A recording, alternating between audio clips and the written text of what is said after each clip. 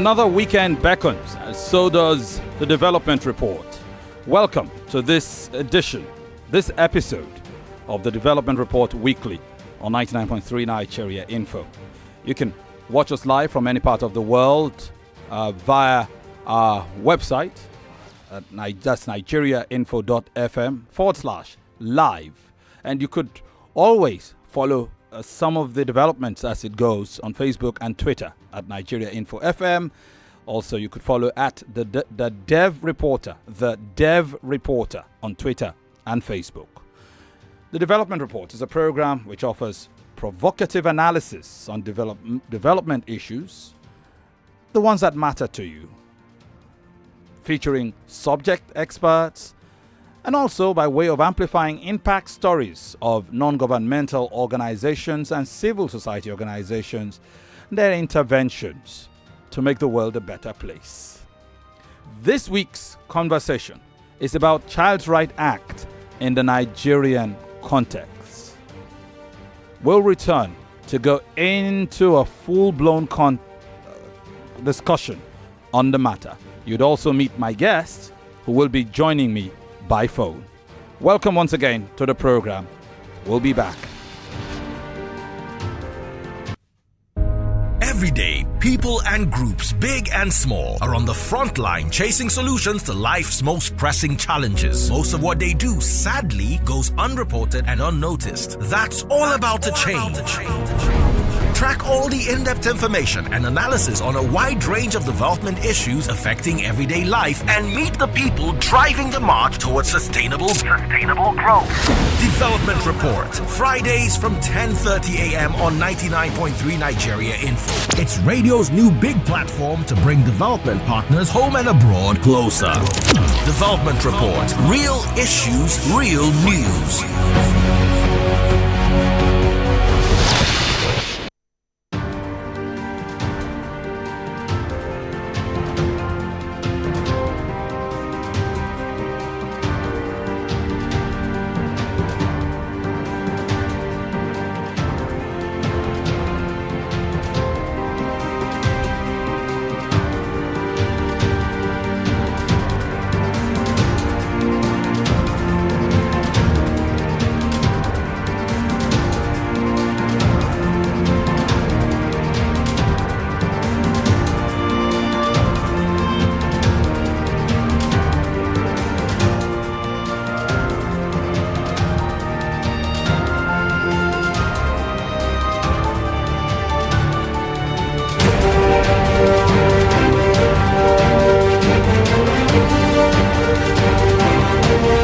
Welcome back to Development Report.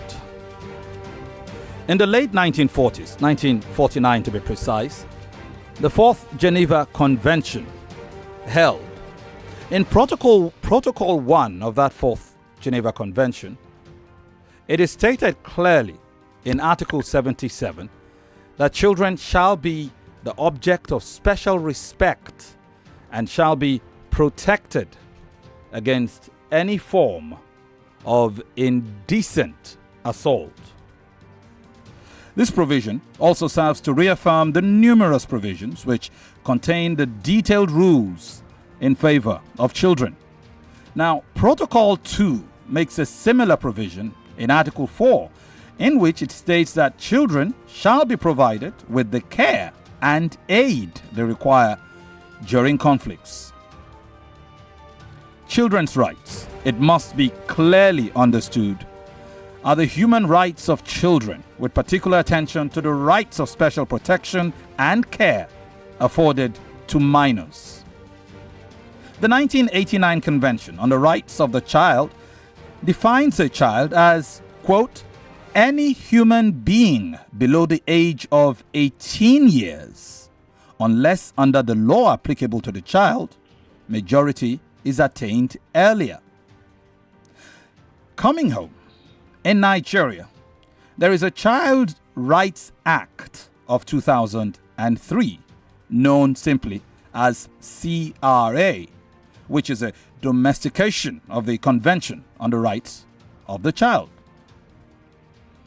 What has been the value of that Child Rights Act? what could still be done to further strengthen the Child Rights Act in Nigeria. To unpack this and give us an expert view on the matter is the Executive Director, One Life Initiative for Human Development. His name, Shola Fagorusi, who joins me via telephone from Ibadan in Oyo State. Hello, Shola. How are you doing? Hello, good morning. How are you doing as well? I'm fine here. Well, fantastic. It's a good thing to have you with me this morning. Thanks for having me too this morning. Yeah. So let's go straight to the issue. From me, Femi, to you, Shola. Let's try and unpack all these matters that are germane to the welfare of children, especially in times of conflict.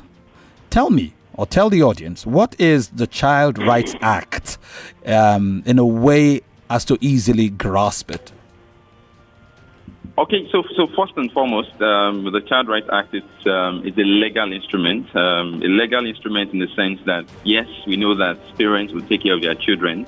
Yes, we know that caregivers have a burden to actually take care of anyone, young around them. But the idea is that is not enough. Until something becomes law, we cannot say, we have offenders around that issue. And so that was the premise of actually having eventually what we today know as the Child Rights Act. But let me go back in the context of, the historical dimension to this. Earlier in your introduction, you mentioned the Convention on the Rights of a Child. So that's the international treaty, to which Nigeria eventually signed on to.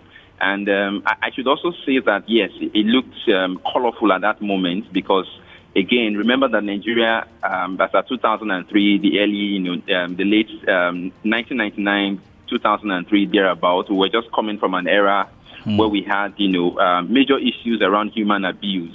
And children were also not spared. So it was very fanciful then to get to look good in the eye of the world. So I won't put this, past, the government also signing on to the child rights, being part of, the Convention of the Rights of the Child based on this.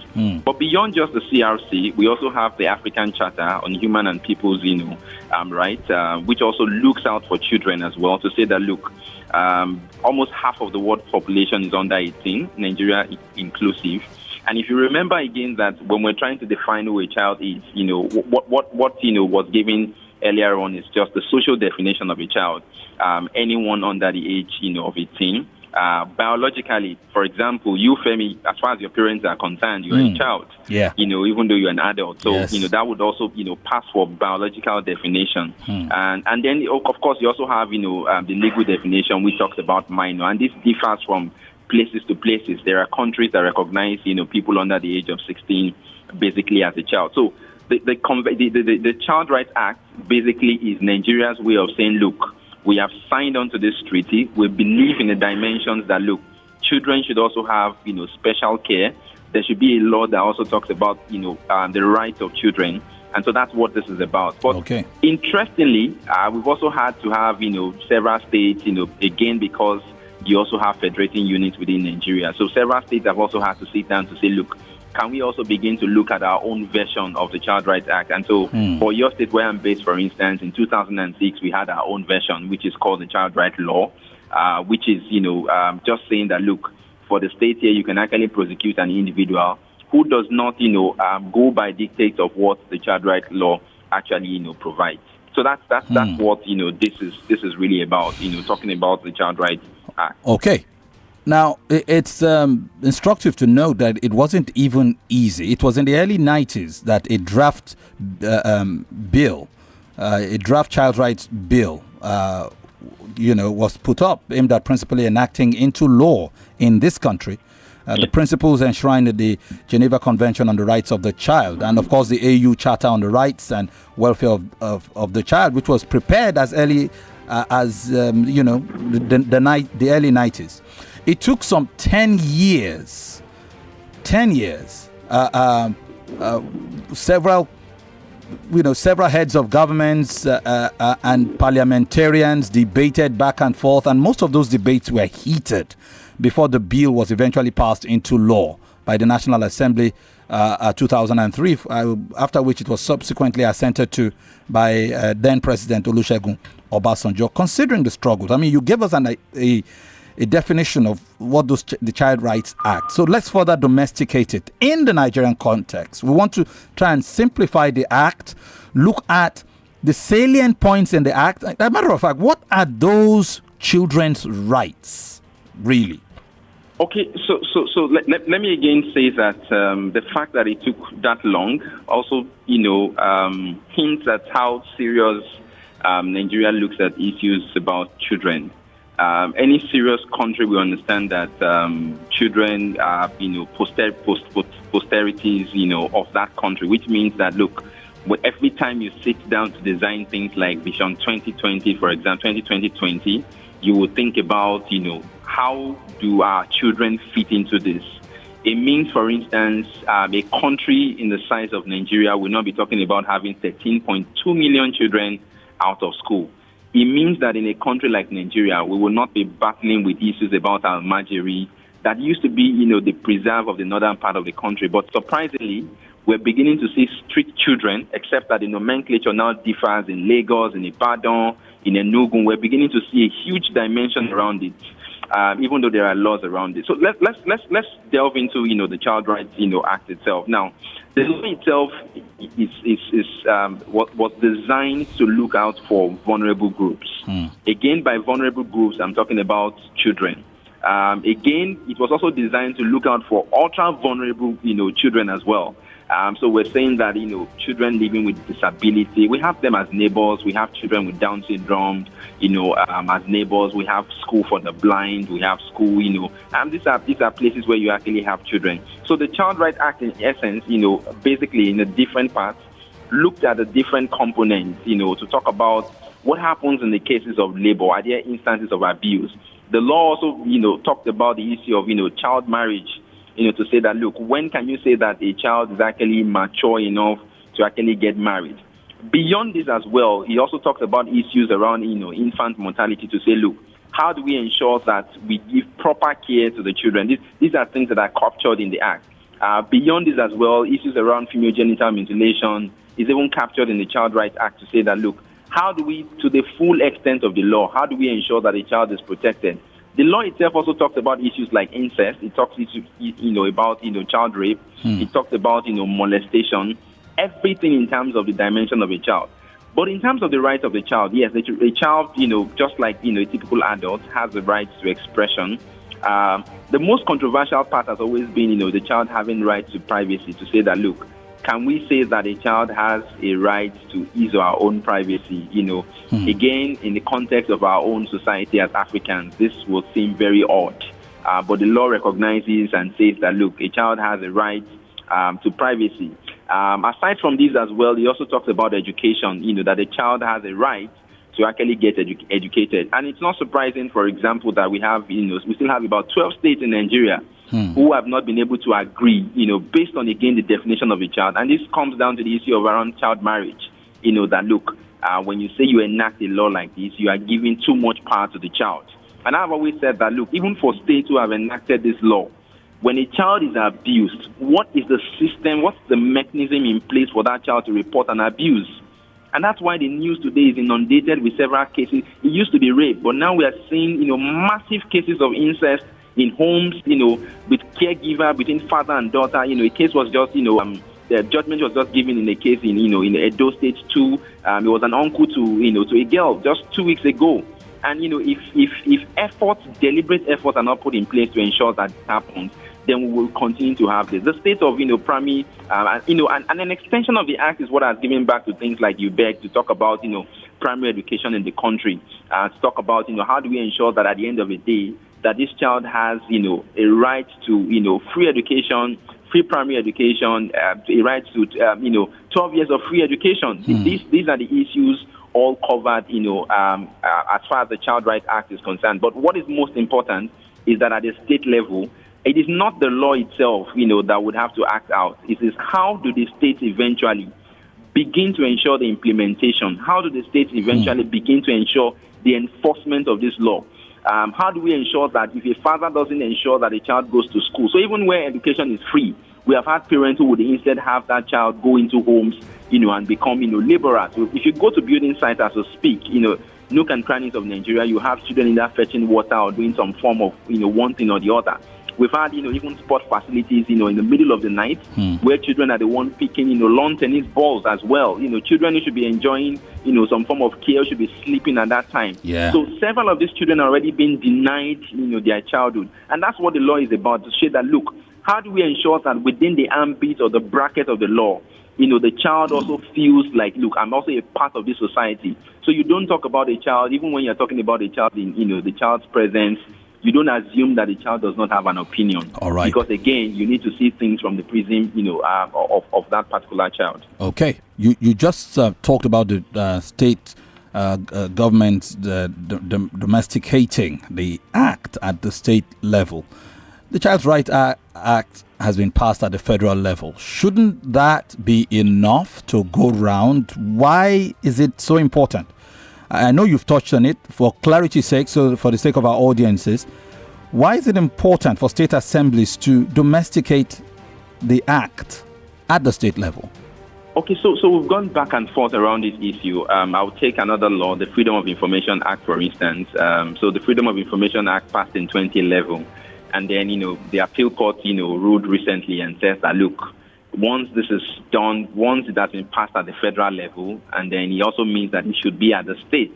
But remember again that Nigeria is a multicultural society, with different federating units. And so that's why, over time, we've always had this debate to say that, look, a law could have been passed, at the federal level. For example, a law could have been passed at, in Abuja, but it means that the state, and that's why you have the State House of Assembly, and which, several of us have always come back to say that, look, this is why our democracy at times, also comes to a waste. Why you have the Senate, you have the House of Reps, you have the state's, House of Assembly as well. But as it stands today, the very clear understanding, the angle of the law is that for any law to actually become, extant and usable in the state, it is important that the State House of Assembly has to take either a federal version of that law and then look at it and say that, look, these are the angles of this that we actually agree with. What is law in your state, what is law in Lagos State, for example, will not be law in Enugu State. It may not be agreeable with people in Borno State because, again, the culture is different. And remember that, for a country with, several cultural groups, for a country with different, religious interests, we always have to get it right in terms of ensuring that people also have some form of input in this law. So that's why, yes, we're talking about each of the states having to have, a domestic, version of this law. All right. So the law, the law forbids things like begging, hawking, and all of that for children. The law forbids putting tattoos on children or marks, which would also include face marks, which we tend to call tribal marks in these parts, as well as female genital mutilation. These are punishable offenses under the Act, as is exposure to pornographic materials, either by commission or by omission. Now, as big as they sound, there are even some more seeming mundane provisions in this Act, like every Nigerian child is entitled to rest, to leisure and enjoyment of the best attainable state of physical, mental, and spiritual health. In other words, your children should be allowed to play, they should be allowed to rest, don't put them to work, as you had mentioned in some of your comments earlier. Tell me, are parents really, from your experience, are they aware of these rights? Do they know? Are teachers, governmental agencies, do they really understand the full extent of these rights of children? Okay, so thank you for that question. So the first thing when a law is passed, first and foremost, is that law has, in the first place, before the law is even passed, it must have had input from different people. So which again leads to ownership of that law. Oh, this was the law we walked around. Oh, this was what we agreed. Fantastic. That same law also talks about the issue of the family court. For example, that look, issues that have to do with, abuse of children, so that justice is actually dispensed very quickly. And these family courts operate at the High Court and Magistrate Court levels, right? So that's he's supposed to operate at the magistrate court level, the closest to the people. So, but the question again is, how many states in Nigeria actually have family court? So it's one thing, and that's why I was alluding to the fact that it's one thing to actually pass the law, and it's another thing to ensure, enforcement of the law. Because again, it comes back to our setting that, look, there are no social support systems. So if we say that Mr. A is refusing his child to actually go to school, and then we arrest Mr. A, tell me who is going to take care of that child after Mr. A has actually gone to prison. Okay, so these are issues that actually makes it very difficult, for enforcement. The law talks about the health of the child, it talks about nutrition, it talks about education, it talks about social protection, and very importantly, like you mentioned again, it also talks about recreation. Yeah. But this is what we advocate, to say that, look, parents now need to take things into their own hands. Okay. Caregivers, foster homes, orphanages, non-profit organizations, media organization needs to now do the other bit, since we can't all leave this to government. Okay. Number one is that people need to educate themselves about child development. You know what? You know what? I want to come to what you are doing and what we could do in just a minute, which is where you are headed. I just wanted a little clarity on something you just said a while ago. Let's piggyback. So the Child Rights Act was created to serve as a legal documentation and protection of children's rights and responsibilities in Nigeria, right? Yes. Did I just hear you say that implementation is a problem? How effective, in clear terms, of implementation is the Child Rights Act in Nigeria? And then you could also add to that what your organization is advocating. Okay, so implementation is poor in terms of assessments. The indicators are there. Okay, Nigeria currently has the third highest rate of infant mortality in the world, which says that what this means is that children under the age of 1 in 5 do not actually attain the age of 1 in 5 children in Nigeria do not attain the age of 5. Again, this is also emphasized further with the country now being the poverty capital of the world. Again, the fact that the most troublesome and worrying is the fact that you have 13.2 million children who are out of school. And then let me go to the issue that recently happened in Kaduna State, where the state governor had to actually sack primary school teachers simply because it felt that they were not competent. After assessment, it was clear that they were not competent, and then we had so much emotion.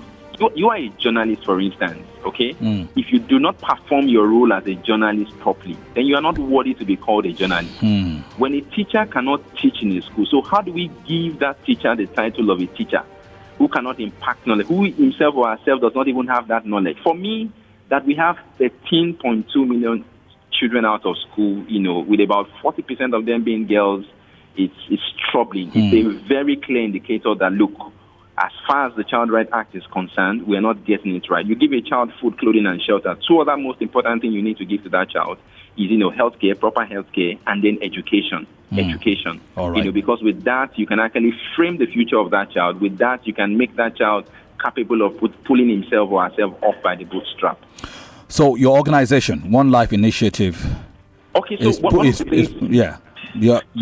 of the key things we do around this, number one, is to simplify the Child Rights Act to ensure that, look, already you have proportions of these individuals who are adolescents. One of the key work we do around this is to ensure that, look, because of the reality, how do we prevent cases like unwanted pregnancy? How do we ensure that a child is not begetting a child and then battling with taking care of herself and then eventually himself? One of the other areas, which we have really worked around is providing comprehensive sexuality education for the child, because we have found out over time that in terms of, especially for those of them who are already teenagers, one of the major health issues they always would have is not in terms of them having things like malaria and typhoid. That can be treated. It's always in terms of their sexual and reproductive health. So over time, we provide this knowledge that, the school and the homes are always, afraid of providing. Several of our girls out there, their parents never told them to actually expect their menstrual period. Several of them, they're in school, they are not taught about self-esteem. Several of them are not taught about being assertive. Several of the boys are not even being schooled around issues like drug abuse. Their peer brings it and that's it. So Classroom education, we have found out, is not enough to actually ensure that these children come out fine to become, very worthy adults in society. So one of the clear things we do is to take comprehensive sexuality education to school, talk about adolescent, sexual and reproductive health, which we have found that is a major concern when it comes to, young people's health, because again, you also have issues around STIs, you have issues around HIV. Currently, the statistics in Nigeria is that you have 240,000 young people under the age of 24, including teenagers, who some of them are children, being HIV positive. So these are the issues that we are, trying to ensure that we address and ensure that ultimately, while the school continues to provide, formal education in the form of subjects, for academic enhancement, we also complement it in terms of life education to ensure that these individuals come out as, complete gentlemen and women at the end of the day. All right, Shola, unfortunately, we've run out of time. In a few good seconds, could you share your call to action on this subject? My call to action is that every parent out there, every adult out there, educate yourself about child development. This is not taught in any polytechnic or college of education or university. No matter your level of education, you need to read about child development, okay? You also need to empathize with children. You don't just, sympathize, empathize with them. See things from the angle in which they are seeing it. We're also keen about, government also bringing up, platforms to ensure that children can also report abuses in their homes. Okay. The issue of adoption also needs to be enhanced. Several people who want children they can't have. Adoption should actually be, properly set out in Nigeria so that several children out on the street there can be taken off the street. All right. Thank you very, very much. I've been speaking to Shola Fagorusi, who's joined me via phone from Ibadan, your state. He's the Executive Director, One Life Initiative for Human Development. Shola, thanks for speaking with us. Thank you for having me as well. Thank you so much. All right. Thank you very much. Well, that's the show. Before we do go, would like to say a fine thank you to Youth Hub Africa and the Malala Fund, who have been working in recent times to get some young individuals to do the much they can for the country's youth. The producer of this show, one of them. For comments and participation, email tdrweekly@gmail.com. Don't forget to follow us on social media at The Dev Reporter and check www.thedevelopmentreport.com for news and updates. Just before I leave you, are you a retired person with denied pension? Or do you have a parent or grandparent who is denied pension and or gratuity? Now, you can get help now. Just reach out to Pension Justice and they will help you with justice. Pension Justice. Email them, pensionjusticeng@gmail.com. pensionjusticeng@gmail.com, or you could tweet at them at Pension Justice, You'll get help. Well, the Development Report was produced by Mayowa Adeniro with support from our production crew, Onyeche Ekumankama, and this week also features Yvonne Ohaifo and, Ola Brown. Mayowa Adeniro, like I said, we'll be back with this production next week, as will I, Femi Obong Daniels. Do have a great weekend ahead of you.